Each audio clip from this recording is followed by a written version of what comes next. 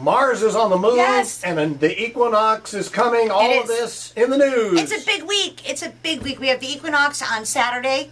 So you want to make sure you do the prosperity ritual, dance naked, burn money for prosperity. I have more information on that on my webpage if they want to go ahead and find it there. But more importantly, Mars, the planet of grief and aggravation, has gone out of Capricorn, and now it's back in Aquarius, where it started in May.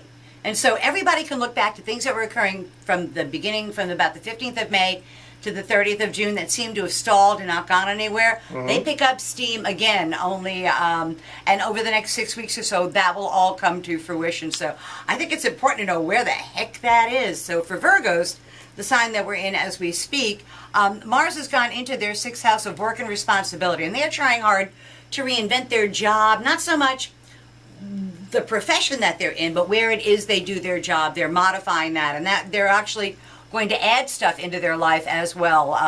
Additional, in the military we used to call them additional other duties is what we would call them, so for Virgos. For Libras, it's in their 5th house of love affairs, children, sports, amusements, pleasures, anything having to do with love, anything having to do with creativity is empowered now. And especially things they've been trying to, quote, give birth to, ideas, children of the mind, all come to be over the next 6 weeks or so, which is a pretty cool thing for them.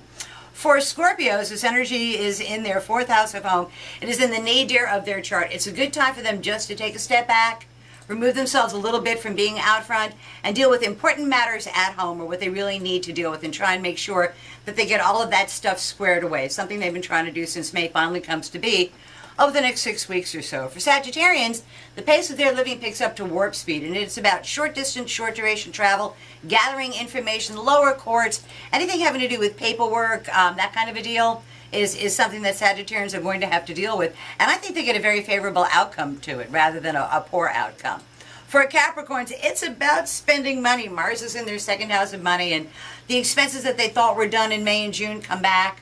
And it's just the next 6 weeks of literally being nickeled and dimed to death. Every time you turn around, it's $50 here, $100 there. My advice, don't cheap out, do it right the first time. Otherwise, it'll take 6 weeks to be done.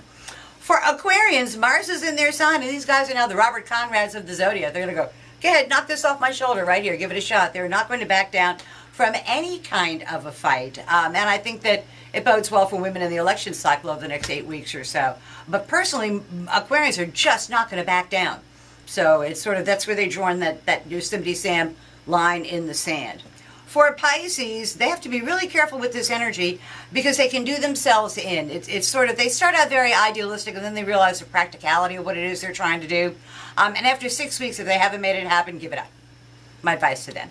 For Aries, it's in the 11th house of hopes, wishes, goals, and objectives. And this is where Aries are going to tap their male friends and colleagues on the shoulder and say, hey, I need your help, and I need your help, I need the group to help me achieve this particular objective of mine. For Tauruses, it's in their 10th house of career and public standing, and Tauruses are going to have to find a way to say no to all of the additional responsibilities that are being piled on them.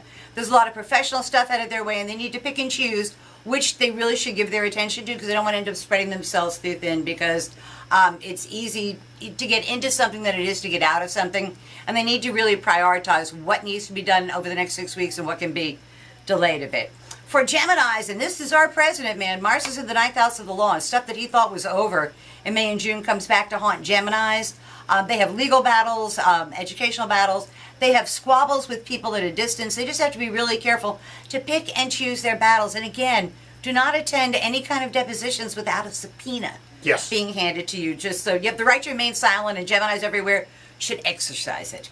For Cancers, it's in the 8th house of other people's money, and I don't think this bodes well for the United States, Mars, because we are a Cancer, and that means spending a boatload of money on repairs, on rehabilitating things, and I think this hurricane is going to do a lot of damage financially. Oh, yes, it will. Rather than, I don't think it's a huge loss of life event, but it's a huge financial event, and it's going to impact the United States pretty dramatically.